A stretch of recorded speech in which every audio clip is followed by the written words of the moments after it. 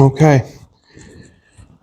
All right. I believe everybody has a copy of Proverbs 10:16, the document for this evening. Proverbs 10:16. Okay.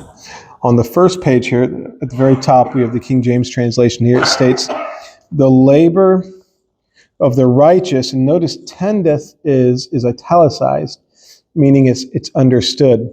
There's an understood verb there. "The labor of the righteous tendeth to life." The second line is, "The fruit of the wicked to sin." So there's an understood verb there as well. That's why we have it lined up that way. Again, underneath of that, you have the Hebrew. And then underneath of that, you have the descriptive literal translation. So you have the work of a righteous one, and then I supplied the understood verb of existence. The work of a righteous one exists to life. The second line, the product. So why is it the fruit of the wicked? Because it's what's produced.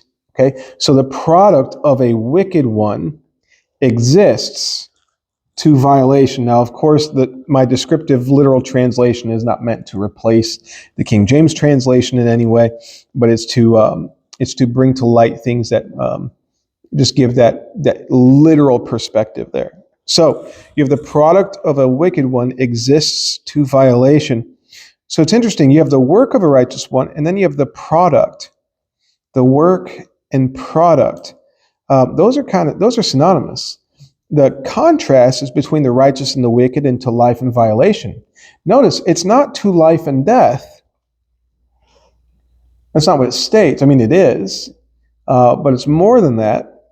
Okay, so you have to life. Well, what is violation? Well, violation is alienation. It is death.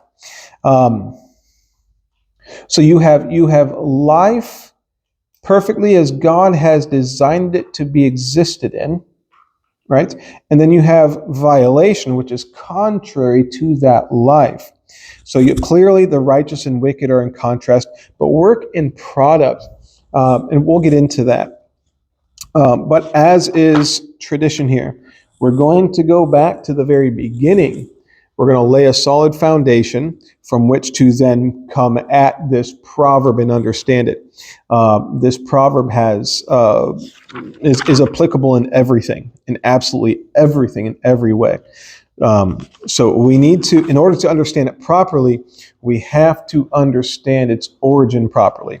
So point number one on the page, on the second page, point number one, we have the Creator's established relationship between who you are and what you do. Now, I want you to notice that in this proverb, what's in focus is what is produced. You have contrast, and you have the righteous and the wicked, but what do they produce? Right? So the righteous one, his labor exists to life or tendeth to life, and the fruit of the wicked exists or tendeth to violation, right? And so these two lines are contrasting, but each line is an absolute truth. It's two sides of the same coin. Line one is an absolute truth. This is God's design. The second line is also God's design. He designed it this way. Okay? So these two lines are in contrast because you have the positive and the negative. So these are two sides of the same coin, two designs that make up that one design. But the focus here is on the work and what is produced. So there's an absolute guarantee here on both of these lines, an absolute guarantee. So to lay that foundation, point number one, the Creator's established relationship between who you are and what you do. God established in Adam and Eve, from the moment they were born, that understand when I say born, I don't mean like everybody else was born. Okay? From the moment they were born, that their activities, understand this, that their activities, both internally and externally, would be firmly founded upon their relationship with the Creator. Okay? This is the key element. Now, why do I say that there are activities both internally and externally? Well, our internal activities are our thinkings, how we think, how our brain works, what our presuppositions are, how we come to conclusions. Our whole thinking process is an action. They're actions. And so we have our internal actions and external. So God has designed it to where, and see, this is where we often completely miss the whole point today. Because again, remember, we have our external list of to-dos and not to-dos, and as long as we do that, then we're good people. No. God has established it that all of our thinkings, the foundation of all our thinkings are who He is. It's all founded on who He is. Or it's founded upon our relationship to Him. Okay? Now, clearly, He designed mankind perfectly, and He designed mankind to have a perfect relationship in Him. Now, we know we are no longer born with that, right? We were born alienated, needing to come into that and grow into that. But whether it's violational or righteous, whether it's right or wrong, everybody's internal actions, internal thinkings, internal actions, and all of their external actions are inseparable from their relationship with their God. Right? Again, that controls the thinkings as well. It's not just externals, it's the thinkings. The externals are manifestations of the mind. That's where they come from. Okay, so the mind is the origin of the externals. So we can't get away from that. I will act and I will think. Let me just understand. I'm going to use thinking. I'm not going to use physical actions because of how our mind normally just goes to that. But the physical actions being the byproduct of our thinkings. The way I think is tied to my relationship with my God. It has nothing to do with simply the externals. Okay? So my thinking is perfectly tied to, it's founded upon my relationship with the Creator. Now, I could have an extremely inaccurate relationship with the Creator and it still be true. I could have a perfectly accurate relationship with the Creator and it still be true. It doesn't matter where people fall in that. It's a factual statement, right? So it's really important from the moment that they were born or they came into existence that their activities, both internally and externally, would be firmly founded upon their relationship with their Creator. Have you ever wondered why someone who appears, or have you ever been the person, I have, that appears to be religious, but in reality, it's an external show. And when I go home, I'm a very different person. Or when I'm around different people, I'm a very different person. Okay? Oh,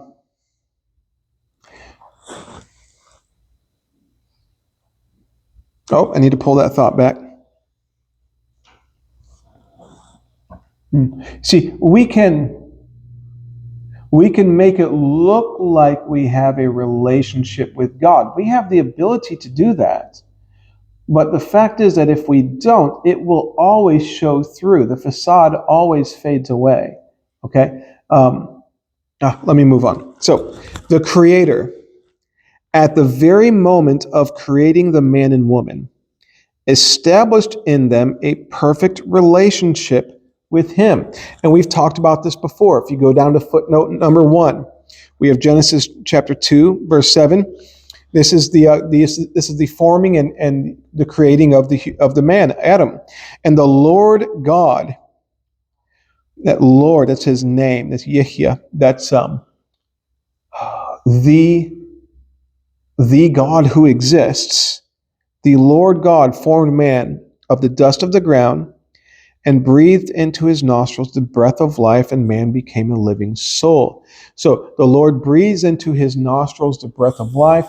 Man wakes up, becomes a living soul, and before he sees anything of the creation, he is face to face with his Creator, having already been built and designed to have that perfect relationship in his God, unable to perceive reality unable to perceive his existence, alienated from him in a different manner of thinking, or in any way. So and then he sits. He's the first one that he sees. Okay, so meaning before he looks at any of creation, before he goes to do anything that he was commanded to do, before he sees a thing, the very first person he sees is his God. That is the foundation of his entire existence. That without that relationship, you can't do anything right. You can't. You will falter and destroy yourself. So we have Genesis 2, verses 21 and 22. And the Lord God caused a deep sleep to fall upon Adam, and he slept. And he took one of his ribs and closed up the flesh instead thereof. And the rib which the Lord God had taken from man made he a woman and brought her unto the man. Again, pay attention to all of the Lord gods. There's a reason why he didn't just say God. There's a reason, and we know that reason, but we need to remember that instead of just reading. So he puts Adam to sleep. He takes one of his ribs, he closes up his flesh, and he creates the woman using the rib of the male. He creates the woman and brings her to the man. So again, we have the situation where God physically forms and creates Eve, and Eve is of no lesser value than Adam. So we can fully cause firmness to the fact that he created her the exact same way. The very first person, the very first thing she's going to see being literally formed by his hands and breathed into her nostrils the breath of life is going to be her creator. Just as Adam, okay? The very first entity, the very first person, the very first thing both of them see is their God, already created and designed to have that true and firm relationship in him, and then he being the very first person, the very first thing that they see before they look at anything else. So notice, when you look around, you're trying to evaluate things, right? So they're not looking around trying to evaluate before they know who God is, before they lay eyes on their God. It's only after that visual and all of that has been established in that relationship that then they visually see everything and they then interact with all of the creation. This what do you call it? This progression is really important. It's not that later on, like the next day, God revealed himself to them. Right? So it's really important, the step-by-step process that occurred. So, the Creator, at the very moment of creating the man and woman, established in them a perfect relationship with him. He, their Creator, was their everything, and there was never a moment when he was not there.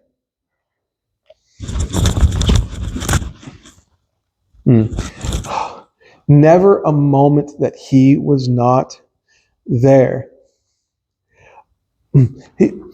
Their perception of him, pre-violation, their perception of reality would be such that they would know that God permeates everything. They would know the Creator created everything in him. They couldn't possibly fathom the thinking process that God would be alienated or separated from his creation. They would absolutely know that he was there at all times with them, whether he's in physical form walking with them in the cool of the day in the garden or not. There would be no reason for them they would know his name, but there'd be no reason to call his name in the sense of trying to get his attention. Or, you see, when you call somebody's name, what are you doing? What's happening is that there's some sort of distance. It could be a lack of attention. It could be a physical distance, right? And so you have to call someone's name to get their attention. There's no needing to call his name to get his attention. They didn't exist as man existed today, where God doesn't move anywhere, but man's mind turns from that, gets busy in his own stuff, like, oh yeah, I need to talk to God. Hey, Lord. Because he's the one that's moved. There was none of that. It was constant communing, constant relationship in him all the time. They were designed to be accurate representations of the Creator to the entirety of creation, again, including themselves. And that we go to, no, something didn't work there right, but that's okay. And then we go to Genesis 1, 26, 27, and 28, we have there below. And God said, let us make man in our image, after our likeness. I didn't print right, that's okay. And let them have dominion over the fish of the sea, and over the fowl of the air, and over the cattle, and over all the earth, and over every creeping thing that creepeth upon the earth. So God created man in his own image. In the image of God created he him. Male and female created he them. And God blessed them. And God said unto them, be fruitful and multiply, and replenish the earth and subdue it, and have dominion over the fish of the sea, and over the fowl of the air, and over every living thing that moveth upon the earth.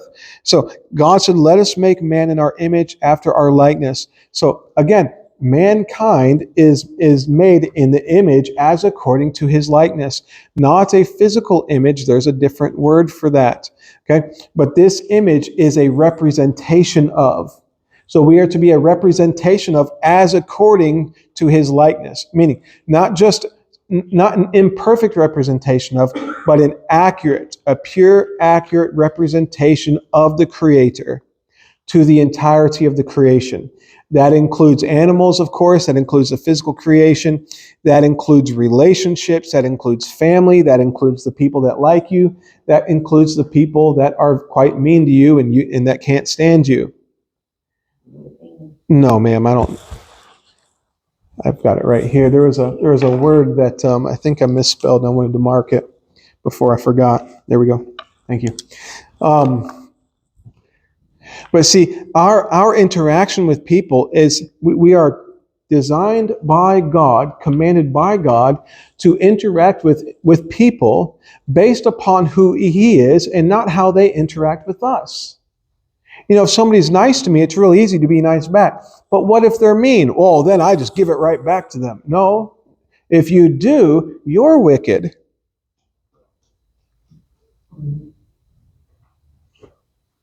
We don't have that authority. God right there has commanded, He has given us the blessing. He has commanded us to exist in His blessing, and that is to interact with every single person as He would have us to, and it's to have no effect on us, on how we respond, on how they treat us. If Christians could conquer that right there, just that one basic, simple command. Can you imagine what that'd be like? Okay, well, we can look at the whole and we can look at others. Now we can look at ourselves. What would my relationships be like if I did that? You see, this is an extremely basic, fundamental, and I don't mean basic as far as of lesser value in some way, but I mean a foundational element, a very beginner, babe in Christ element that each one of us are supposed to do, and we don't. So again, so they were designed to be accurate representations of the Creator to the entirety of the creation, including themselves. Why do I say including themselves? What about including ourselves? How would I be an accurate representation of my God to me? It means I must interact with myself in accordance with His design, meaning I am to cause myself to stand firm in His righteousness. I am to cause myself to not let myself be in control, but to submit to His authority and have that relationship in Him as He's designed me to. Okay? So there's a lot there, including themselves. And the foundation of this is the relationship that the Creator designed them to have with Him. Why do people, understand, why do we, let's keep it personal, and if it applies, it applies. We can point fingers at other people all we want, but all that does is create Pharisees. Okay, so Why do we struggle with the most basic,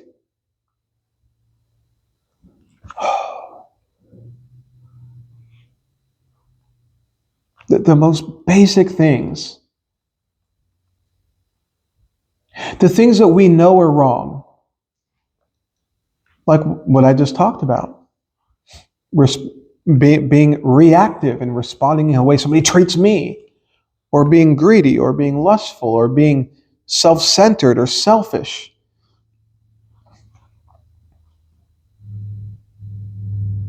Or drinking, or smoking, or our mouth using foul language, or our mind running away on us and letting our mind go to places that should be shut off.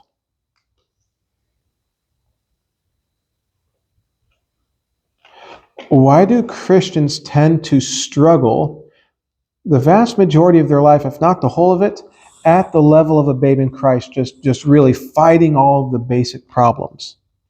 Fighting the flesh at such a basic level. I'll tell you why. Is because there's an immature relationship to their God. Because the focus is on, okay, I can't smoke, I can't say bad words, I can't say bad words, don't do this, don't do this, don't do this, don't do this. Why do we struggle with, the reason we struggle with those things is because we're focused on those things. But we're not focused on our relationship and our God. We think that if we I'll stop these things and that'll make me closer to my God. No, you get closer to you, God, and those things go away. You see that? It's not, I'll stop these things and then I'll be a better Christian. See, that's Pharisaism, that's legalism. I've got to do these things and I'll be a good Christian. As soon as I accomplish these, no. You seek to know your God, and then the fruit that comes from that tree is very different from the fruit that comes from the other tree, the natural man's tree. Correct. And like I've said the last few times, if you're, speaking of trees, if you cut a branch off a tree that's growing, what's going to happen? Right? Let's say that, what's going to happen? Well, it's going to start budding out of the side and it's going to grow again. Well, you cut that off. Well, it's going to bud out of somewhere else and it's going to grow again. You see,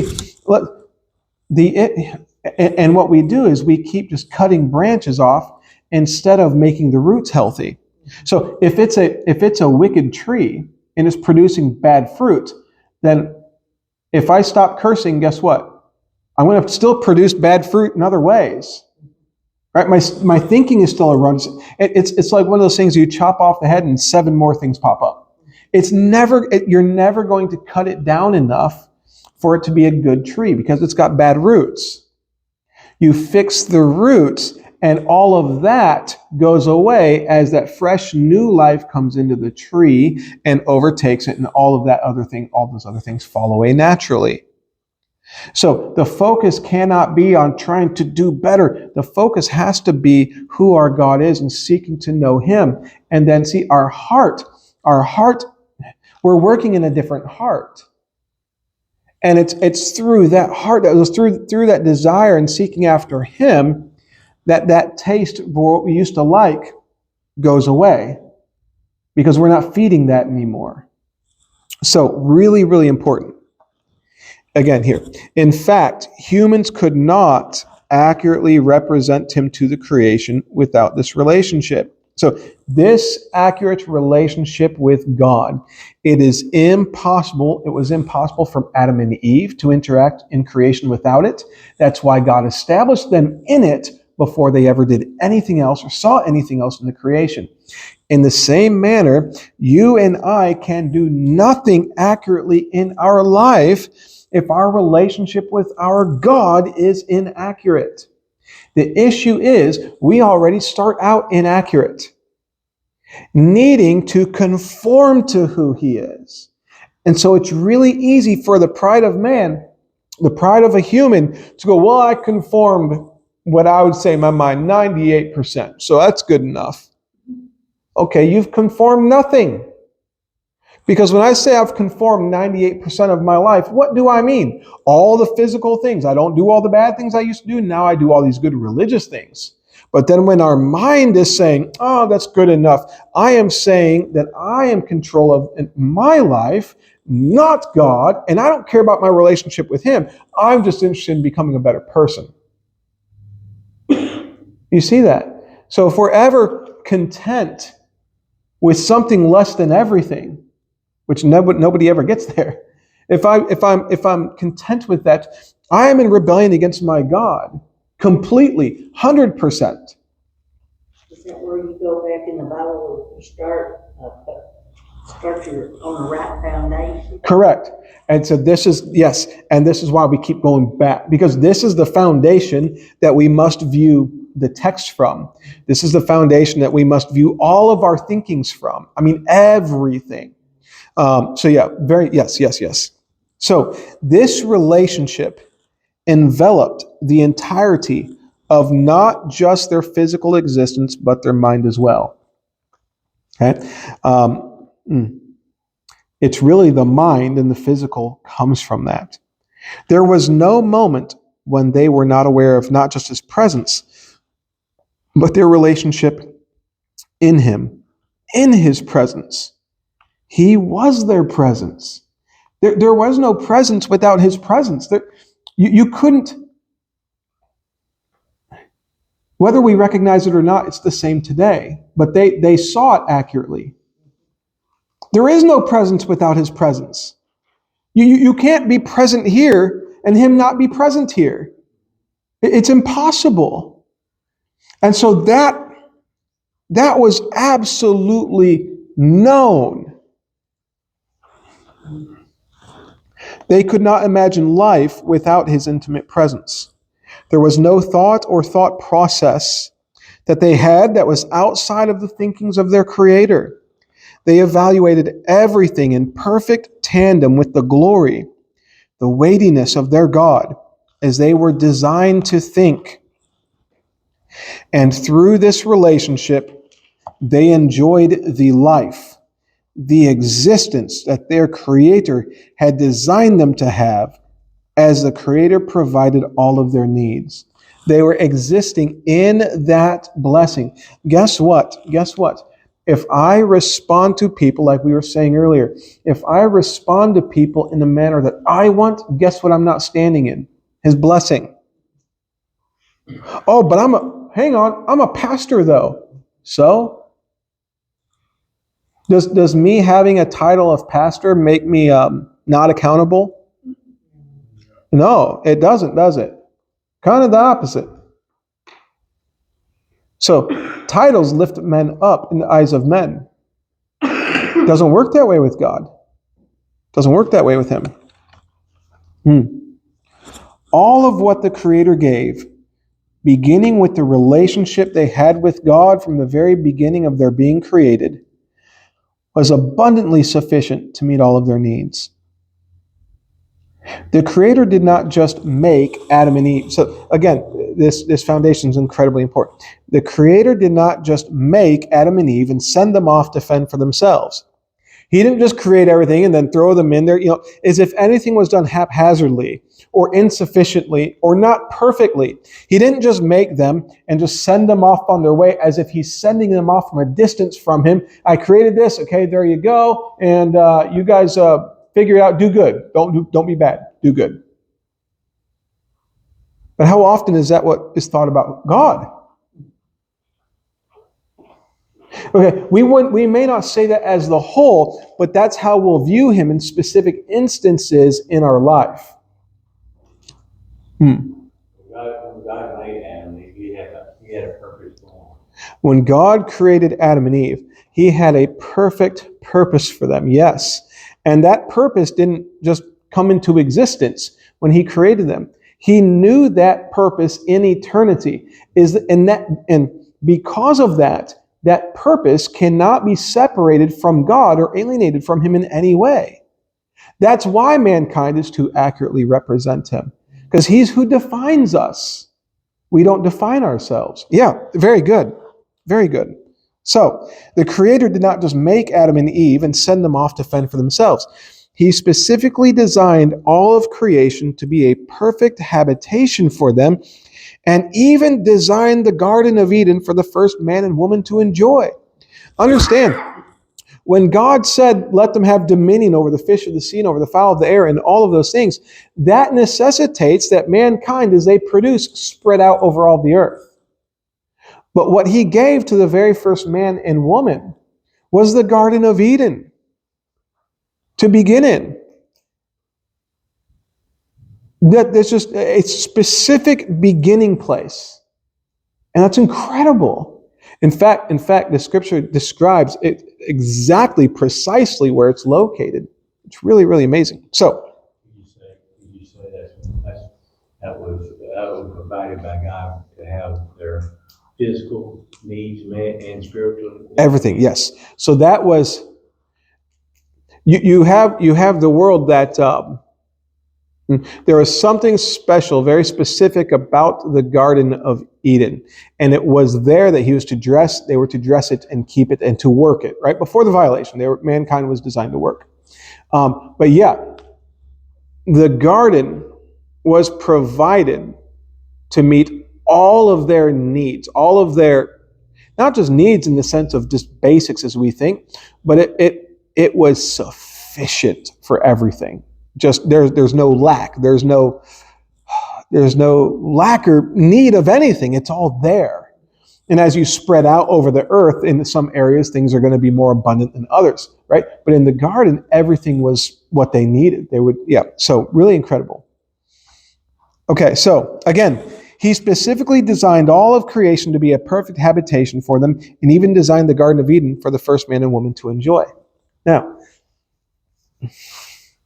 all of this is again pointing toward that relationship that God has with his human creation, and the relationship that God designed mankind to have with him. Do you see how personal this is, how intimate this is? If the God who exists wanted some sort of separation from man, it would have been very evident in his manner of creating, and his purpose of creating, and his command to mankind. But it's the complete opposite. He has designed man to never have a moment where he is not cognizant of God's presence, not just in a mystical sense, but God's existence, his presence, and he is never away from him, and that he pervades his mind, his thinkings, and everything, where mankind is always evaluating what this perfect creator would have him to interact in this situation, how he would have him to interact in this situation or whatever it is, and to be in constant communion and fellowship with his God. All constantly in prayer. Sounds like we've heard that before, right? So it's not simply just bowing your head and closing your eyes, but that's in communion with God. It's conversing with God in your head. It's meditating upon his words, which reveals who he is. It is him revealed, right? So, next point here. The Creator, by creating the humans in his image and as according to his likeness, notice, so he created man in his image as according to his likeness to be an accurate representation. What did that do? Because again, he created man to have a thinking process and to come to conclusions and then to act upon those conclusions, right? And so you could say free will in a very simple sense, right? I'll say yes. And I'll say it this way again. He designed man to have thinkings, to evaluate those thinkings from a foundation, and to come to a conclusion. How did man get so far off? He changed his foundation. That's how he moved. That's how our thinkings get so skewed. And even you hear it a lot. Did that happen when God allowed Adam to do what he wanted to do? Yes, right. Adam already had everything he needed. Was God not there? Because people think, well, why didn't God just show up and say, stop, stop, stop? Well, wait a minute. All of creation is inseparable from him. It's all in him. His presence is ever there. So he was there. That's when God allowed choice to come. Correct. So Adam and Eve had everything that they needed in order to evaluate what the serpent was saying and to come to the accurate conclusion from the accurate presuppositions that this one is wrong and he needs to be rejected. But instead, they allowed that thinking process to move. They changed that. You see that change of foundation from standing firm in God to, oh, well, maybe not. You can see that slight change of thinking, right? So man gets, and it's quite dangerous and scary because look at religion as a whole. Religion as a whole. Man thinks or claims to think that what he's doing is what God would have him to do and to be. Well, where'd they get that thinking from? Because they're not all right, which means a bunch of them are wrong because they all disagree. Where'd they get those thinkings from?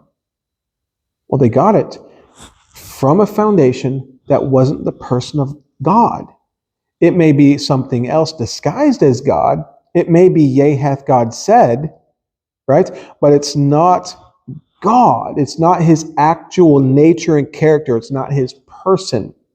And so somewhere along the line, they have allowed themselves to be, even if they grew up in it, at some point you come to truth and you just either decide to go with it or not go with it. But That was my question. They did know who God was because when they opened their eyes, they seen. Yes. And So they knew who God was. Yes. God. So Adam and Eve had everything that they needed. They didn't need God to show up and go, whoa, whoa, whoa, whoa, whoa. No, God had already given them the blessing, the commandment, to be an accurate representation of him. Through that interaction with him, they decided that to be an accurate representation of him was not the best way to go. But we want to be our own deciders of good and evil, our own definers, our own gods. That's the way to go. You see, and that whole concept is all over religion. But the world teaches today, be independent. That's it. Do your own thing. That's it. Your kids from kindergarten on up to be independent. Yep. Think on their own to do. Yeah. Everybody has their own truth. And then again, like I stated it the other day, all of the different generations, they have names for all the different generations, Gen Z, Gen X, all of this, right?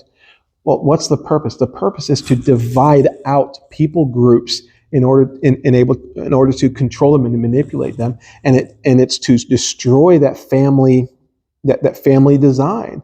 God designed that the children look to the parents for instruction and guidance, where even in Christian schools, these kids are, and I listen to them, I know, are coming home talking about how they're Gen X or whatever Gen they are, Gen Z or whatever it is now, right? And they're talking about it and like, oh, Dad, you're this. And it alienates, like, you don't understand us because you're from a different generation. How many times have we heard that? A lot. You see, that's pushed for a reason to get the younger people to not look to their parents for instruction, but then to be their own man and do what they want, to be as God, the deciders of good and evil. That's it. And so, we got to see these things for what they are. So what did God do? By setting the bounds. So he gave them the thinking process. He established their presuppositions, that all of their presuppositions were him and that accurate relationship that they had in him. And that's the foundation from what they evaluated everything else. Okay? So that's how God designed it to be. But what did the Creator do by giving them a command? When he says, be fruitful, multiply, replenish the earth and subdue it and have dominion over the entire creation. What did he do? Let's ask it this way. When you tell your child to do something, what did you just do? Okay, you've now determined for them what is good for them to do. Right? Now, they're under obligation in a manner. They're under obligation to obey you. But that opens up another possibility, doesn't it? You see, before you give them a command, they're not bound to that command. If my children are running all over the yard and I say, hey, come here, at that moment, they're bound to come to me. But if I'm not saying that, they're not bound to come to me, right? So when God says, give those commands to be the accurate representation of Him and be fruitful, multiply, replenish, subdue it, and have dominion, He's established the bounds of what good is. By establishing the bounds of what good is, you're now establishing the bounds of what evil is. Because the human beings have the ability to not obey. You see that? So by giving what is God's design, that's parameters. When you put parameters up, you're separating out one thing from another. When you're giving a command, in this context, you're separating out good from not good, from evil or violation, right? So anything outside of those parameters is a violation, right? Does that make sense? I hope that makes sense. Okay. Again, I'll try to do it this way. When you tell your child to do something, they can either do it or not do it. But now you're giving them that choice. You're commanding them to and you're obligating them to, but now they have a choice to either do it or not do it. Okay? So, the Creator, by creating the humans in His image and as according to His likeness, then setting the bounds of what they were to steward, the entirety of the creation, defined what was good. So those bounds defined what is good, what His perfect design is for their existence.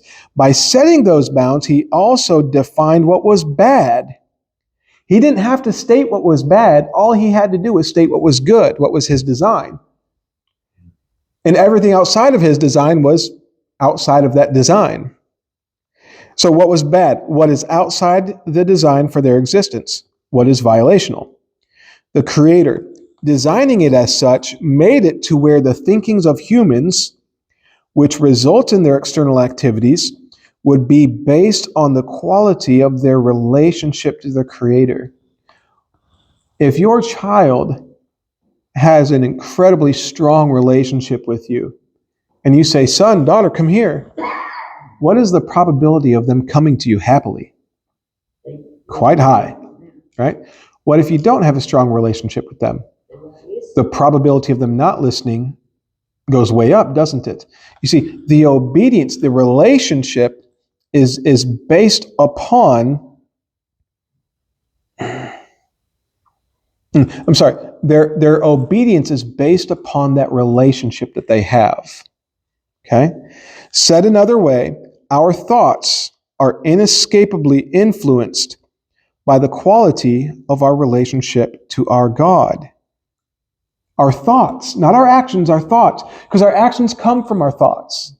Well, you could say, well, I don't act upon every thought that I have. Exactly. That's why I'm not saying actions, I'm saying thoughts. Because you could say, well, I know what's right and wrong, and I don't act upon the bad thoughts. Well, yeah, you do. Yeah, you do, because you have them. And then you decide which ones are okay to act on and which ones you shouldn't, because you'll get in trouble. You see, but even that process is based on your individual relationship with your God. If you truly love God, you're not going to allow in your mind that which hates Him. It's like when you were in school, when you were really young, if someone called your mother a bad name. Were you friends with them? No, it ended kind of roughly. If it was your true friend, you wouldn't do it. If it was just, yeah, right. So it wouldn't really matter what they called themselves at that point. Someone's in trouble, right? So why would we allow in our lives that which hates God and desires for His design to be destroyed in people's lives? You see? So very different. So this is inescapable. So said another way, our thoughts are inescapably influenced by the quality of our relationship to our God. This is inescapable, as this is the design set by the designer. This is the way he set it.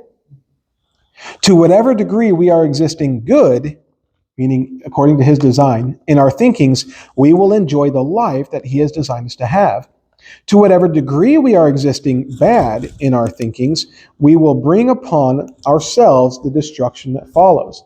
So you could say, in whatever manner I am existing good, then I will bear the repercussions of that. In whatever manner in my life I am existing bad, I will bear the repercussions of that in my life. That's the design of God. It's inescapable. Point number 2. So number 1 was the Creator's established relationship between who you are and what you do.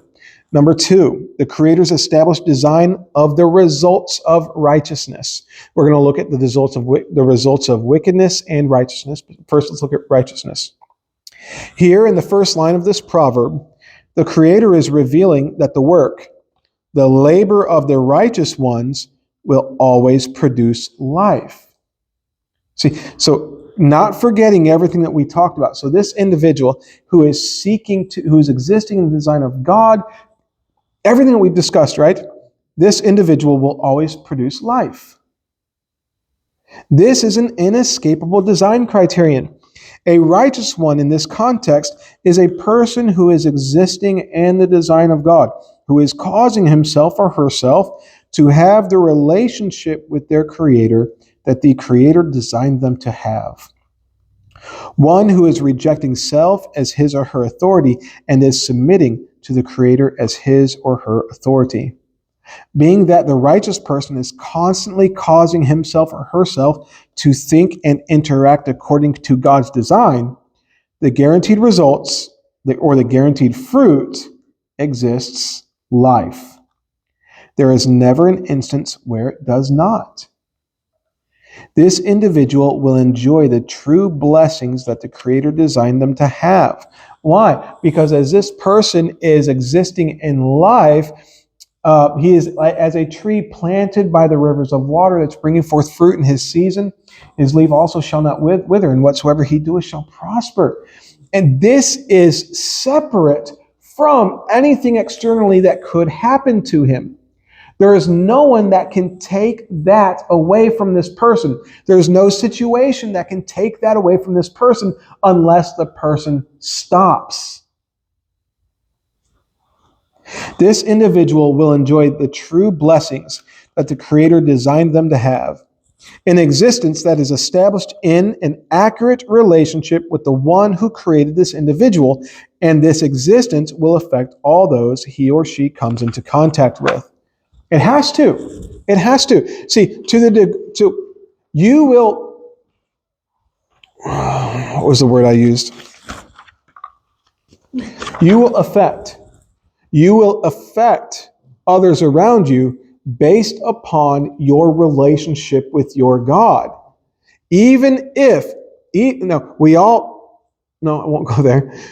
Even if we are faking it and we are hiding things, don't you think it's obvious, by the way, when people do that?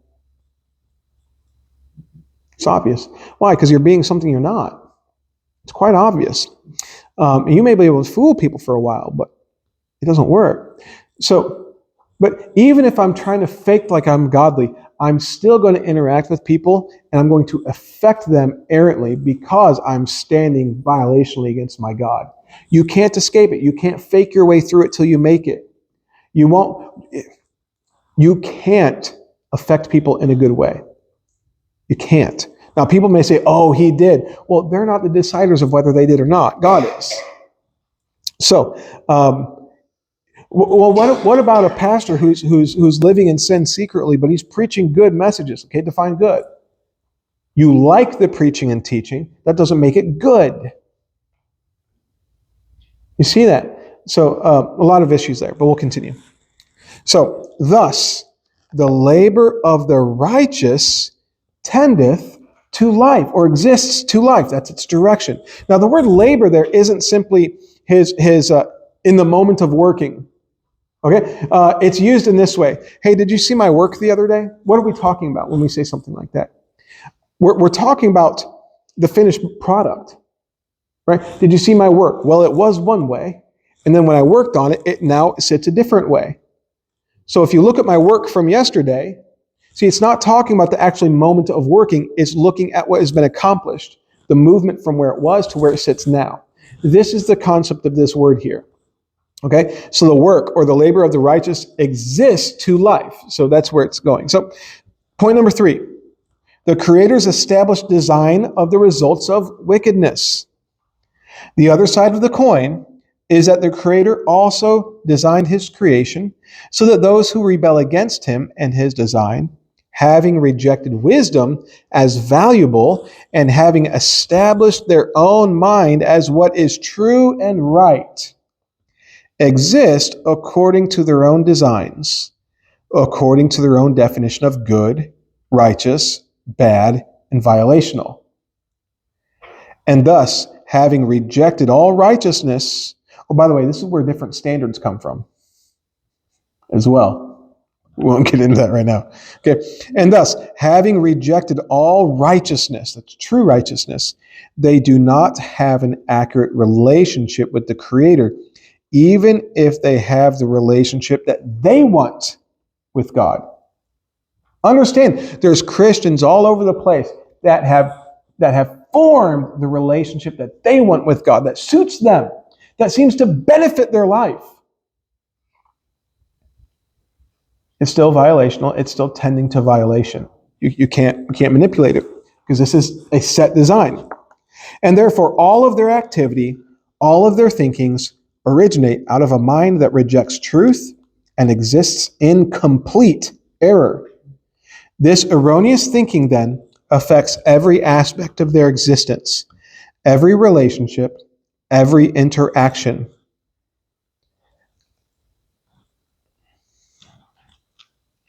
How can it not?